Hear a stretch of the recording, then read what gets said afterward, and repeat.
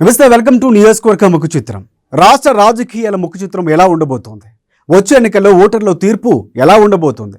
ఎమ్మెల్యేలుగా గెలిచేదెవరు? ఓటమి అంచున నిల్చున్నది ఎవరు? అందరి అంచనాలు తలకిందులు చేసి సత్తా చాటే దమ్మున నాయకులు ఎవరు? Watch on. ఈసారి భూపాలపల్లిలో హిట్ కొట్టేదెవరు? అధికార పార్టీ సిట్టింగ్ ఎమ్మెల్యే గండ్రకే సీటు ఇవ్వనుందా, లేక ఎమ్మెల్సీ మధుసూదనాచారి మరోసారి తన అదృష్టాన్ని పరీక్షించుకోనున్నారా? మరోవైపు విపక్ష బీజేపీ, కాంగ్రెస్ బీఆర్ఎస్ను ఓడించేందుకు ఎలాంటి ప్రణాళికలు సిద్ధం చేసుకుంటున్నారు? ఈసారి భూపాలపల్లి ఓటర్లు ఎవరికి పట్టం కట్టనున్నారు? ప్రధాన పార్టీల మధ్య పోటీ ఎలా ఉండబోతోందా? అంచనాలు మారుతాయా? ఎవరు గెలిచి నిలిచేది? ఈ నియోజకవర్గ ముఖ చిత్రం ఏంటి? Watch the story.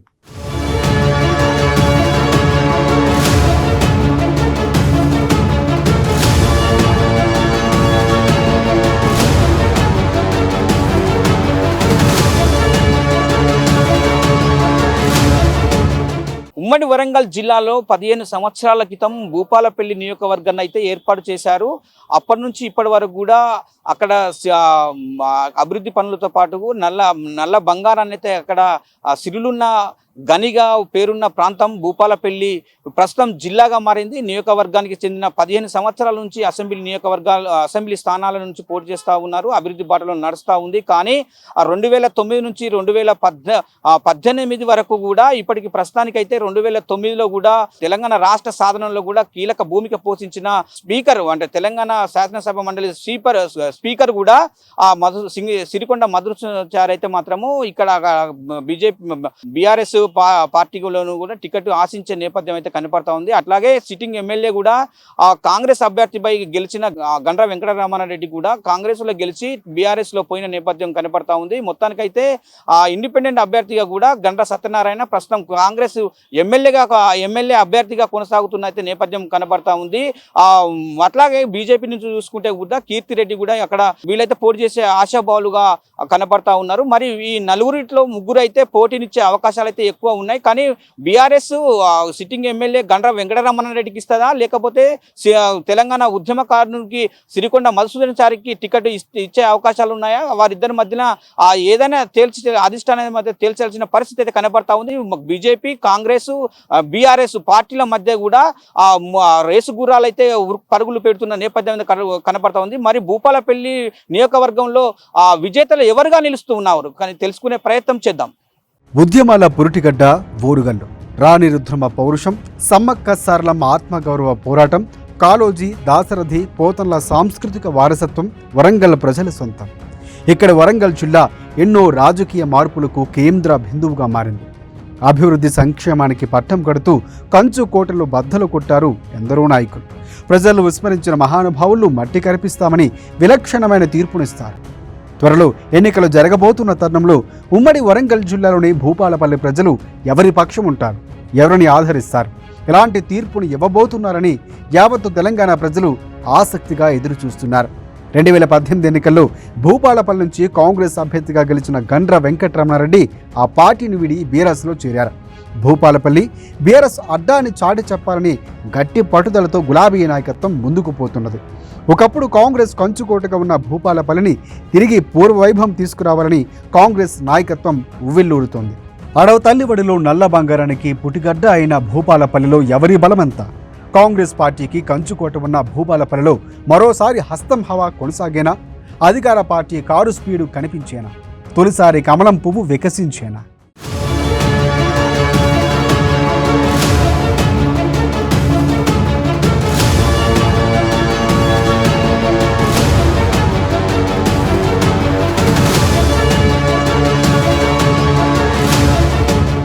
ఛత్తీస్గఢ్ రాష్ట్రానికి అతి సమీపం ఉన్న భూపాలపల్లి నియోజకవర్గంలో 2023 అసెంబ్లీ ఎన్నికల్లో పోటీ చేయనున్న అభ్యర్థుల లెక్క ఎంత?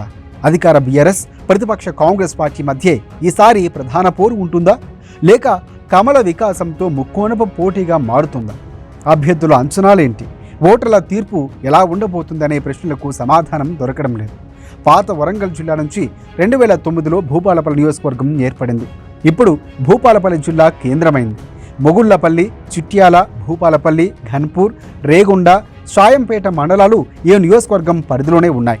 మొత్తంగా నియోజకవర్గంలో 2,58,668 మంది ఓటర్లు ఉన్నారు. అందులో 29,762 మంది పురుషులు కాగా 1,28,900 మంది స్త్రీలు ఉన్నారు. కాంగ్రెస్ పార్టీ నుంచి గండ్ర వెంకటరామారెడ్డి తొలి ఎమ్మెల్యేగా ఎన్నికయ్యారు. ఆ తర్వాత 2014లో సిరికొండ మధుసూదనాచారి ఎమ్మెల్యేగా గెలుపొందారు.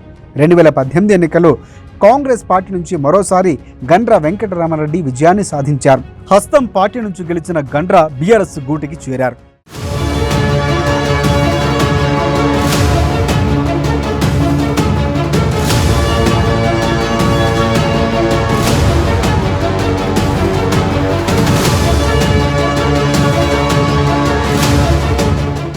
భూపాలపల్లిలో ముక్కోనప పోటీ ఉందని చెప్పవచ్చు. బీఆర్ఎస్ నుంచి ticket MLA Gandra, MLC Madhusudanachari తనకేనంటూ ప్రచారం చేసుకుంటున్నారు. సభలు, సమావేశాలతో ఎన్నికల ప్రచారాన్ని వేడెక్కిస్తున్నారు. బీఆర్ఎస్ ఏర్పాటులో క్రియాశీలకంగా వ్యవహరించిన వ్యక్తుల్లో మధుసూదనాచారి ఒకరు. కేసీఆర్కు అత్యంత సన్నిహితుడు. తెలంగాణ ఉద్యమం సమయంలో ఆయనకు వెన్నుదన్నుగా నిలిచారు. పార్టీ తరఫున 2014 అసెంబ్లీ ఎన్నికల్లో ఆయన భూపాలపల్లి నియోజకవర్గం నుంచి ఎమ్మెల్యేగా గెలిచి స్పీకర్ బాధ్యతలను అందుకున్నారు. 2018లో గెలిచిన ఎన్నికల్లో కాంగ్రెస్ అభ్యర్థి గండ్ర వెంకటరామారెడ్డి చేతిలో ఓడిపోయారు. ఎప్పుడైతే ఎమ్మెల్యే గండ్ర బీఆర్ఎస్లో చేరారో అప్పటి నుంచి నియోజకవర్గంలో 2 వర్గాలుగా అయ్యాయి. కాంగ్రెస్ పార్టీలో పనిచేసిన వాళ్ళంతా బీఆర్ఎస్లో చేరి ఎమ్మెల్యే గండ్రతో ఉండగా, తెలంగాణ ఉద్యమంలో పోరాటం చేసిన వాళ్ళంతా సిరికొండ పక్షాన ఉన్నారు. మొత్తానికి భూపాలపల్లి ఎమ్మెల్యే టికెట్పై పార్టీలో టఫ్ ఫైట్ నెలకొంది.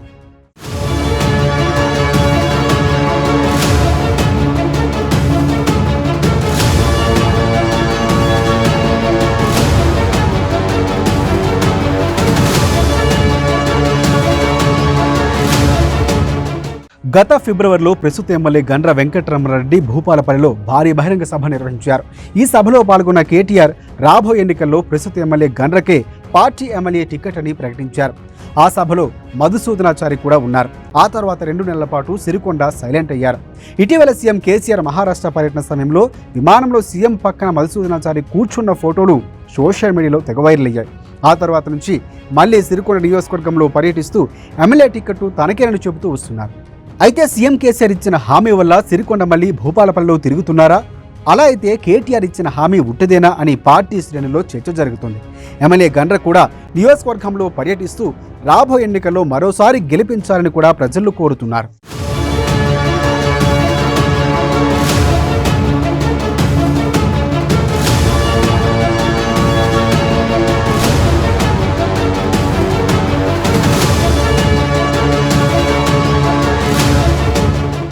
Gandra Satyanarayana all India forward bloc party తరఫున పోటీ చేసి 54,283 ఓట్లతో 2వ స్థానంలో నిలిచారు. ఎన్నికల తర్వాత గండ్ర సత్యనారాయణరావు కాంగ్రెస్ గూటికి చేరారు. ప్రజల్లో ఉంటూ ప్రజల కోసం పోరాడే పేరు సంపాదించుకున్న సత్యనారాయణ ప్రజల తన వైపు ఉన్నారని భావిస్తున్నారు. గెలిపించిన పార్టీని మోసం చేసిన గండ్ర వెంకటరమణారెడ్డికి ఈసారి ప్రజలు గుణపాఠం చెప్తారని సత్యనారాయణ గట్టిగా నమ్ముతున్నారు. సెటిల్మెంట్స్ దందాలకు మారుపేరుగా వెంకటరమణారెడ్డి మారాడనే ఆరోపణలు చాలానే వినిపిస్తున్నాయి. ఇక బీజేపీ తరఫున 2018లో పోటీ చేసి ఓడిన చందుపట్ల కీర్తిరెడ్డికి మళ్లీ అవకాశం ఇస్తారా లేదా అనేది కూడా తెలియాల్సి ఉంది. ఎవరి రాజకీయాలు వారే చేస్తూ ప్రజల సమస్యలు పట్టించుకోవడం లేదని కీర్తిరెడ్డి అంటున్నారు. అనేక చోట్ల నేతలు భూకబ్జాలు చేశారని ఆరోపిస్తున్నారు. వీరి బారి నుంచి తప్పించుకోవాలంటే ఒక్కసారి తనకు అవకాశం ఇవ్వాలని ప్రజలు కోరుతున్నారు.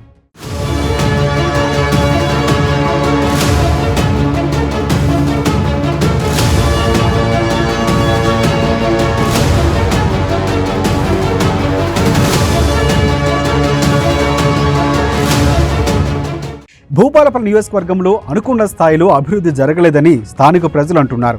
డబుల్ బెడ్రూమ్ ఇండ్లు లేవని, గిరిజనులు ఎక్కువగా ఉన్న ఈ ప్రాంతంలో దళిత బంధు స్కీమ్ కూడా అమలు చేయలేదని పలువురు ఆరోపిస్తున్నారు. దళిత బంధు కోసం కమిషన్లు తీసుకుంటున్నట్లు ఆరోపణలు సైతం వినిపిస్తున్నాయి. ప్రతి ప్రభుత్వ పనిలో ఎమ్మెల్యేకి కమిషన్ ఇవ్వాలని ఓ రూల్ పెట్టినట్లు అక్కడ ప్రజలు చెప్పుకుంటున్నారు. మరోవైపు అనేక గ్రామాల్లో రోడ్లు అధ్వానంగా తయారయ్యాయని అంటున్నారు. అన్ని రకాల ప్రభుత్వ భవనాలు కూడా అందుబాటులో లేవని చెబుతున్నారు. భూపాలపల్లి కేంద్రంలో ఇసుక లారీల సమస్యలతో పాటు ఓపెన్ కాస్ట్ గనులతో ఇబ్బందులు ఎదుర్కొంటున్నట్లు ప్రజలు చెబుతున్నారు. దీనికి తోడు విద్య, వైద్యం, ఉద్యోగాల విషయంలో కూడా ప్రజాప్రతినిధులు పట్టించుకోవడం లేదని పలువురు ఆరోపిస్తున్నారు.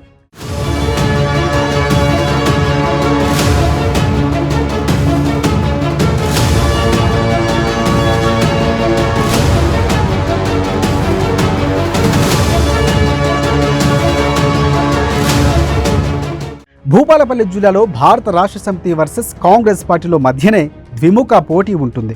బీజేపీ అభ్యర్థిగా కీర్తిరెడ్డి ఎన్నికల రేసులో ఉన్నప్పటికీ కాంగ్రెస్, టీఆర్ఎస్ పార్టీలు ఢీకొట్టడం సాధ్యం కాదని రాజకీయ విశ్లేషకులు అంటున్నారు.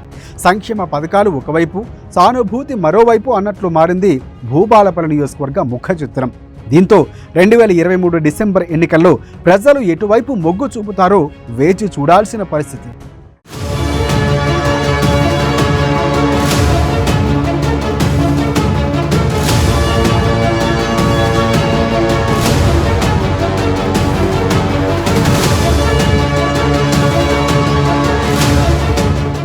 భూపాలపల్లి జిల్లాలో కూడా బీఆర్ఎస్ నేతలు అయితే కుమ్ములాటలో కూడా కాంగ్రెస్ పార్టీకి అభ్యర్థి అయితే మాత్రం గండ్ర సత్యనారాయణ గెలిచే అవకాశాలు కూడా రాజకీయ విశ్లేషకులు చెలుపుతున్న పరిస్థితి అయితే కనబడతా ఉంది. మొత్తానికైతే ఇటుపక్క సిరికొండ మధుసూదనాచారి కూడా గండ్ర వెంకటరామారెడ్డి కూడా పోటీనిస్తున్న పరిస్థితి అయితే కనబడతా అంటే నాకంటే టికెటే వస్తుందని చెప్పి కూడా ఎవరికి వారే యమునా తీరంగా ధీమనం వ్యక్తం చేస్తున్న పరిస్థితి అయితే కనబడతా ఉంది. మొత్తానికి బీఆర్ఎస్ అధిష్టానం కూడా గండ్ర వెంకటరామారెడ్డి ప్రస్తుతం సిట్టింగ్ ఎమ్మెల్యేగా కొనసాగుతూ ఉన్నారు.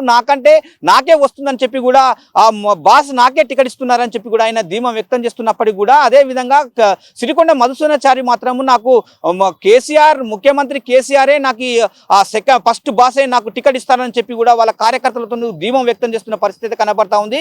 ఇద్దరు బీఆర్ఎస్ నేతల మధ్య కాంగ్రెస్ గెలిచే అవకాశాలు కూడా ఎక్కువ కనబడతా ఉన్నాయని చెప్పి కూడా రాజకీయ విశ్లేషకులు కూడా అయితే తేల్చి చెప్పడం జరుగుతూ ఉంది. మొత్తానికైతే కీర్తిరెడ్డి ఈ ఇద్దరి పార్టీలను అంటే కాంగ్రెస్, బీఆర్ఎస్ పార్టీలను ఢీకొట్టడానికి కూడా బీజేపీకి ఓటు బ్యాంకు లేదు అని చెప్పుకోవచ్చు. కానీ మొత్తానికైతే బీజేపీ పోటీలో మాత్రం నిలుస్తుందని చెప్పుకోవచ్చు. కానీ ద్విముఖ పోటీ మాత్రము ఉంటుందని చెప్పుకోవచ్చు. కానీ మొత్తానికైతే భూపాలపల్లి జిల్లాలో బీఆర్ఎస్ పార్టీ లేకపోతే కాంగ్రెస్ పార్టీ జెండా మాత్రం ఎగరవేసే అవకాశాలు అయితే ఎక్కువ కనపడతా ఉన్నది. ఇద్దరు అంటే బీఆర్ఎస్ నేతల మధ్యలో ఇద్దరు కుమ్ములాట చూస్తుంటే మాత్రము మధ్యలో గంటా వెంకటరామారెడ్డి కాంగ్రెస్ అభ్యర్థి చేతి గుర్తే హస్తము గెలుస్తుందని చెప్పి కూడా రాజకీయ విశ్లేషకుడు ఎప్పటికీ అప్పుడు చెప్తున్న పరిస్థితి కనపడతా ఉంది. ఓటర్లు కూడా బీఆర్ఎస్ నేతలు చేస్తున్న ప్రవర్తన కావచ్చు, లేక సంక్షేమ పథకాలే కావచ్చు, అందరికి చేరకుండా ఉండకపోవడంతో కూడా కొంత మేరకు గంటా వెంకటరామారెడ్డి కూడా అసంతృప్తిగా ఉన్నారని కూడా తెలుస్తా ఉంది. మొత్తానికైతే రెండు వర్గాలుగా భూపాలపల్లి నియోజకవర్గంలో విడిపోయిన పరిస్థితి కనపడతా ఉంది. ఇటు పక్క సిరికొండ మధుసూదనాచారి వర్గం, మరొక పక్క గంటా వెంకటరామారెడ్డి వర్గం, ఆ రెండు వర్గాలుగా చీలిపోయిన పరిస్థితి అయితే కనపడతా ఉంది. మొత్తానికైతే గత 2018 ఎన్నికల్లో కూడా సెకండ్ లీడ్లో ఉన్న పార్టీ మాత్రం కాంగ్రెస్ పార్టీ అని చెప్పుకోవచ్చు. ఇప్పుడు ప్రస్తుతానికైతే కాంగ్రెస్ పార్టీ అభ్యర్థిగా మాత్రం గండ్ర సత్యనారాయణకే టికెట్ వస్తుంది. అతనే భూపాలపల్లి నియోజకవర్గంలో పోటీలో నిలుస్తా ఉన్నారని చెప్పి అధిష్టానం పిసిసి చీఫ్ రేవంత్ రెడ్డి కూడా వ్యాఖ్యానించడం కూడా ఆయన వ్యాఖ్యానించారు. టికెట్ మాత్రం నాకే దక్కుతుందని చెప్పి కూడా గండ్ర సత్యనారాయణ తెలుపుతున్న పరిస్థితి కనపడతా ఉంది. మొత్తానికైతే ద్విముఖ పోటీ మాత్రం భూపాలపల్లిలో ఉంటుంది. ఒకవేళ ఇద్దరి మధ్యలో వర్గ విభేదాలు లేకుండా మాత్రం బీఆర్ఎస్ కే మొగ్గు చూసే అవకాశాలు కూడా ఎక్కువ కనపడతా ఉన్నాయి. ఆ వర్గ భేదాలు కూడా వీళ్ళు అసంతృప్తి ఒక వర్గాన్ని కూడా తృప్తి పరచకపోతే మాత్రము కాంగ్రెసే అక్కడ పట్టం కట్టే అవకాశాలు కూడా ఎక్కువ కనపడతా ఉన్నాయి. ఇది మొత్తానికైతే భూపాలపల్లి నియోజకవర్గంలోని రానున్న ఎన్నికలు ప్రజలు తేల్చి చెప్పే పరిస్థితి అయితే కనపడతా ఉంది. కెమెరా పర్సన్ బాలుతో స్వామి, అమ్మా న్యూస్, వరంగల్.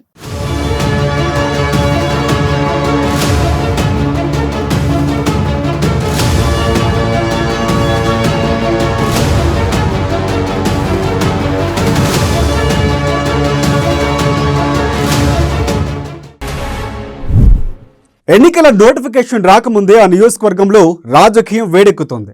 ఎలక్షన్ బరిలో నిలవాలని యోచిస్తున్న పలువురు నేతలు నిత్యం జనం మధ్య ఉంటూ పార్టీ కార్యక్రమాలతో కేడర్లో జోషు నింపేందుకు ప్రయత్నాలు చేస్తున్నారు.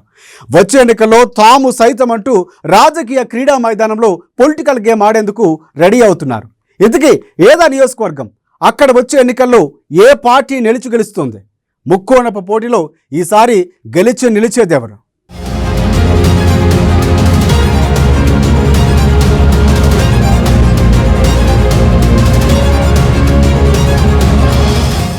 మనం ఇప్పుడు ఎల్లారెడ్డి నియోజకవర్గంలో ఉన్నాము. అయితే ఉమ్మడి నిజామాబాద్ జిల్లాలో అన్ని నియోజకవర్గాలు ఒక ఎత్తు అయితే ఎల్లారెడ్డి నియోజకవర్గం మరో ఎత్తు. ఇక్కడ ఎప్పుడు ఎన్నికలు జరిగినా రాజకీయాలు ఒక్కసారిగా వేడెక్కుతుంటాయి. అయితే ఒకప్పుడు కాంగ్రెస్ పార్టీకి కంచుకొట్టైనటువంటి ఎల్లారెడ్డి నియోజకవర్గం తెలంగాణ వచ్చిన తర్వాత ఒకసారి బీఆర్ఎస్ పార్టీకి అలాగే మరోసారి కాంగ్రెస్ పార్టీకి అవకాశం ఇచ్చింది. అయితే మూడోసారి ఎన్నికలు జరుగుతున్న సమయంలో ఇక్కడ నియోజకవర్గ ప్రజలు ఏ పార్టీకి పట్టం కడతారు, ఏ పార్టీకి ఆందోళన ఎక్కిస్తారు, సార్ అధికార పార్టీ ప్లస్ ఏంది మైనస్ ఏంది, ప్రతిపక్షాల పార్టీల ప్లస్ ఏంది మైనస్ ఏంది, ఇటు ముఖ్యంగా ఇటు నియోజకవర్గ ప్రజలు ఇక్కడ ఉన్న సిట్టింగ్ ఎమ్మెల్యే సీటు చింపే దమ్ము ఏ పార్టీకి ఉంది తెలుసుకోవాలందా? Watch this story. నిజామాబాద్ జిల్లా ఎల్లారెడ్డి నియోజకవర్గంలో ఎన్నికల ముందే పాలిటిక్స్ హీటెక్కిస్తున్నాయి. సలసల మాగే నూనెలో మిరపకాయ వేసినట్టు చిటపటలాడుతుంది ఇక్కడ రాజకీయం. మొత్తం 2,07,677 ఓట్లు ఉన్నాయి. ఇక గెలుపోటముల విషయానికి వస్తే గతంలో కాంగ్రెస్ పార్టీకి గట్టి పట్టున్న ఈ సెగ్మెంట్ లో 2009 నుంచి గులాబీ జెండా రెపరెపలాడుతుంది. గత ఎన్నికల్లో కాంగ్రెస్ తిరిగి పట్టు సాధించిన ఆ పార్టీ తరపు గెలిచిన sitting MLA Jajula Surender 2019 parliament ఎన్నికల ముందు గులాబీ గూటికి చేరడంతో ఆ నియోజకవర్గం కారువశమైంది. ఉమ్మడి నిజామాబాద్ జిల్లా 9 నియోజకవర్గాలుంటే 8 స్థానాల్లో బీఆర్ఎస్ విజయపాట ఎగరవేసింది. కానీ ఎల్లారెడ్డిలో కాంగ్రెస్ అభ్యర్థిగా పోటీ చేసిన జాజుల సురేందర్ 35,148 ఓట్ల మెజార్టీతో టీఆర్ఎస్ అభ్యర్థి ఏనుగు రవీందర్ రెడ్డిపై గెలిచి ఔరా అనిపించారు. అయితే గెలిచిన అనంతరం జరిగిన రాజకీయ పరిణామాల వల్ల సురేందర్ గులాబీ గూటికి చేరగా రవీందర్ రెడ్డి కారును దిగి కమల దళంలో చేరారు.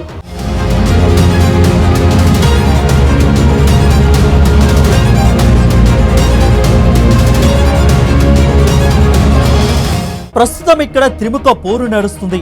ఎవరికి వారే తగ్గేదిలే అన్నట్లు అదృష్టాన్ని పరీక్షించేందుకు విస్తృతంగా పర్యటిస్తున్నారు. అధికార పార్టీకి దీటుగా బీజేపీ, కాంగ్రెస్ నేతలు వివిధ సామాజిక సేవా కార్యక్రమాలతో పోటీ పడుతున్నారు.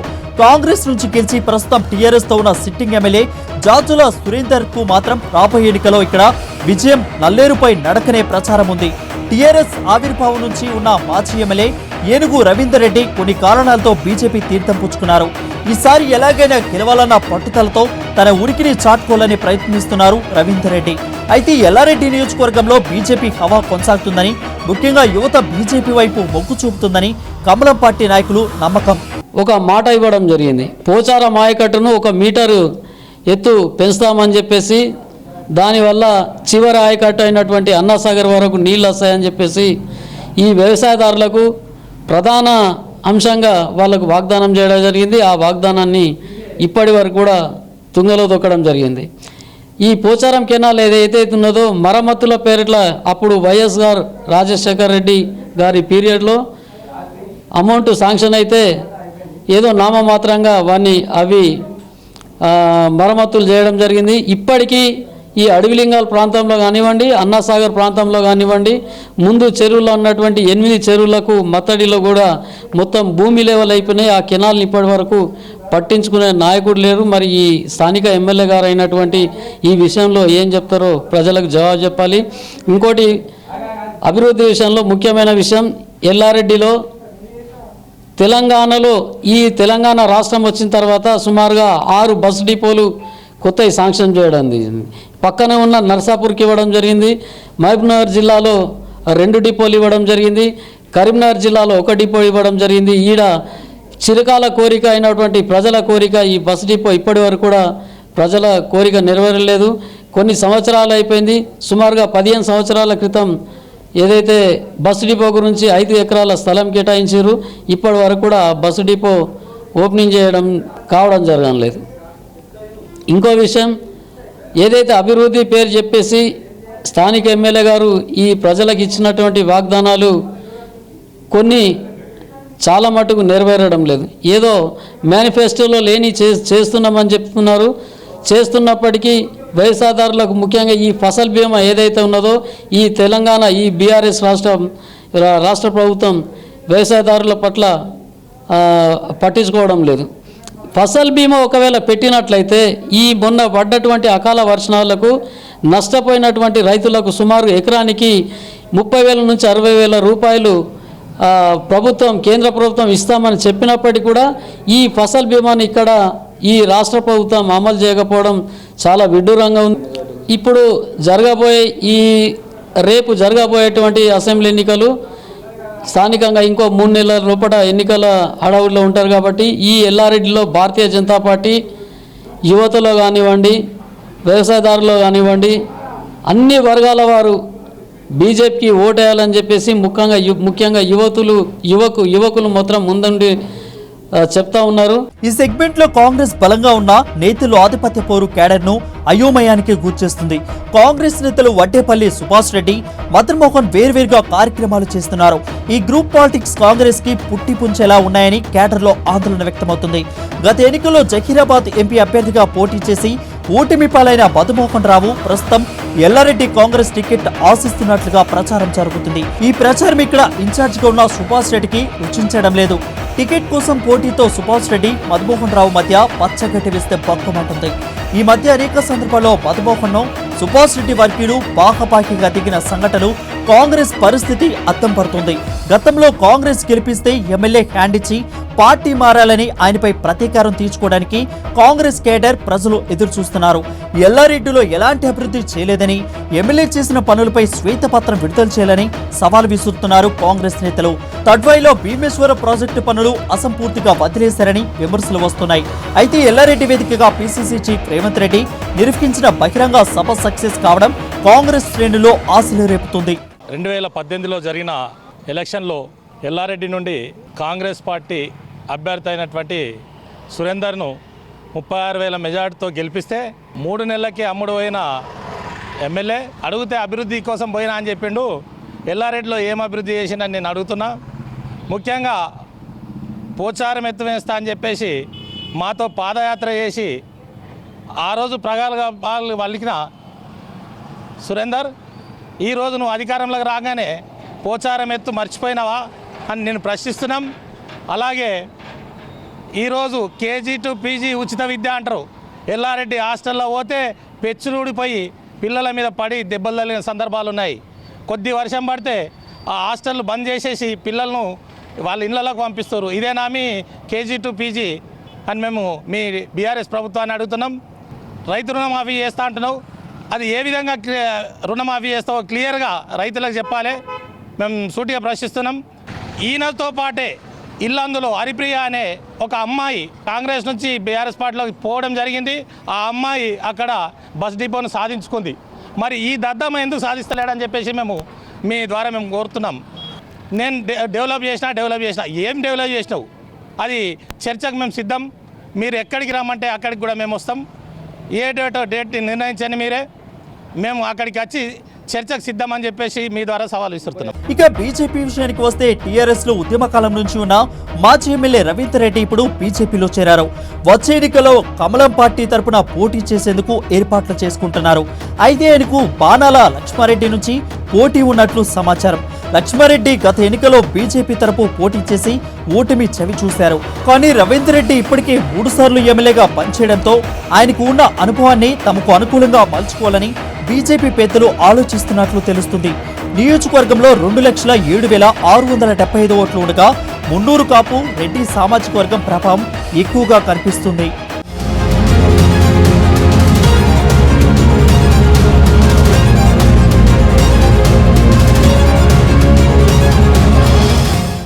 ఇక 8 మండలాల పరిధిలో విస్తరించిన నియోజకవర్గంలో ఇప్పటికే ఎన్నికల వాతావరణం కనిపిస్తుంది. 3 పార్టీల నేతలు ఎన్నికల రణరంగంలో దిగిపోయినట్లే కనిపిస్తున్నారు. ప్రత్యేక వ్యూహాలతో పోటీకి సై అంటున్నారు. క్యాడర్ను సమయత్తం చేసుకుంటున్నారు. ఏది ఏమైనా ఎన్నికల్లో తమ గెలుపును ఎవరూ ఆపలేరని, 90% పనులు పూర్తి చేశానని, 10 కోట్ల రూపాయలతో అభివృద్ధి పనులు చేసినట్లు, తమ ఎమ్మెల్యే హయాంలో ఎక్కడా లేని అభివృద్ధి జరిగిందని, అదే తమ నాయకుడిని మళ్లీ గెలిపిస్తుందని బీఆర్ఎస్ నాయకులు ధీమా వ్యక్తం చేస్తున్నారు. అభివృద్ధిలో చూసుకుంటే మా ఎమ్మెల్యే గారు ఏ రంగాల్లో తీసిపోకుండా అభివృద్ధి చేస్తూ ఉన్నాడు.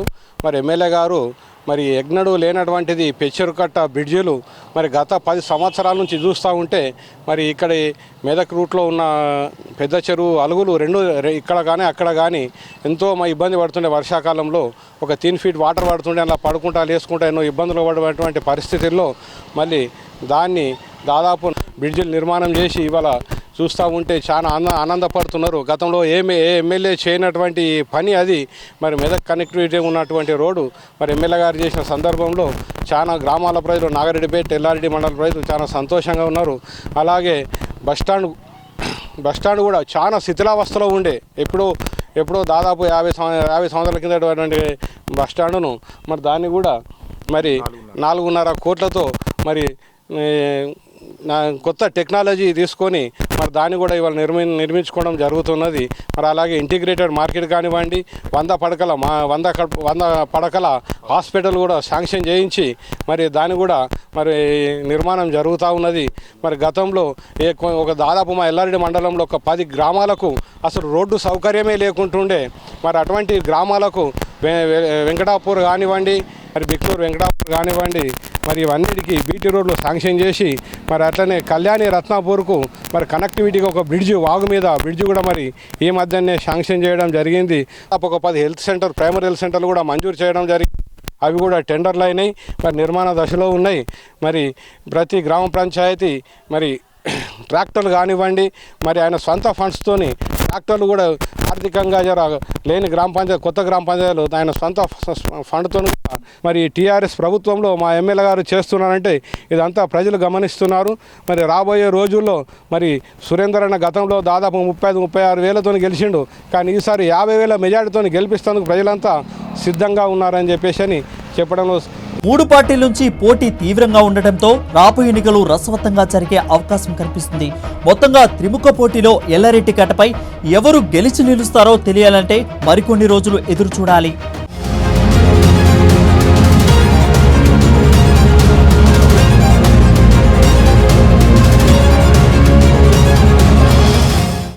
ఎన్నికలు దగ్గర పడటంతో ఈ ఎల్లారెడ్డి నియోజకవర్గంలో రాజకీయం ఒక్కసారిగా వేడెక్కింది. అధికార బీఆర్ఎస్ తరపున సిట్టింగ్ ఎమ్మెల్యే జాజుల సురేందర్ ఎమ్మెల్యేగా ఉండగా ఇటు కాంగ్రెస్ పార్టీ తరపున మదన్మోహన్తో పాటు సుభాష్ రెడ్డి కూడా ఎన్నికల పోటీకి సై అంటున్నారు. మరోవైపు బీజేపీ నుండి మాజీ ఎమ్మెల్యే ఎన్నుగు రవీందర్ కూడా పోటీకి సిద్ధమవుతున్నారు. అయితే ఎన్నికలు దగ్గర పడటంతో ఇటు ఎల్లారెడ్డి నియోజకవర్గంలో త్రిముఖ పోటీ నెలకొందని చెప్పవచ్చు. అయితే తాము చేసిన అభివృద్ధి తమను గెలిపిస్తుందని చెప్పి కూడా అధికార బీఆర్ఎస్ పార్టీ చెప్తుండగా పూర్తిగా ఈ బీఆర్ఎస్ పార్టీ అధికారంలో ఉన్నప్పుడు కూడా పూర్తిగా నియోజకవర్గం ఎలాంటి అభివృద్ధి జరగలేదని చెప్పి కూడా ప్రతిపక్ష నాయకులు కాంగ్రెస్ పార్టీ అలాగే బీజేపీ పార్టీ కూడా చెప్తున్న పరిస్థితి మొత్తం కనిపిస్తుంది. మొత్తం మీద రానున్న ఎన్నికల్లో ఇక్కడ ఎల్లారెడ్డి నియోజకవర్గ ప్రజలు ఏ పార్టీకి పట్టం కడతారు, మళ్ళీ బీఆర్ఎస్ పార్టీకి ఓటేసి గెలిపిస్తారా, లేదా ప్రతిపక్ష వంటి కాంగ్రెస్ పార్టీకి లేదా బీజేపీ పార్టీకి మరో ఒక ఛాన్స్ ఇచ్చి గెలిపిస్తారా, అసలు ఎల్లారెడ్డి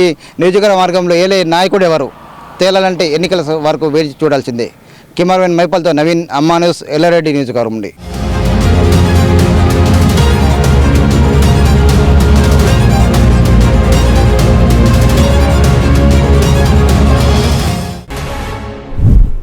ఇది వాటి నియోజకవర్గ ముఖ చిత్రం.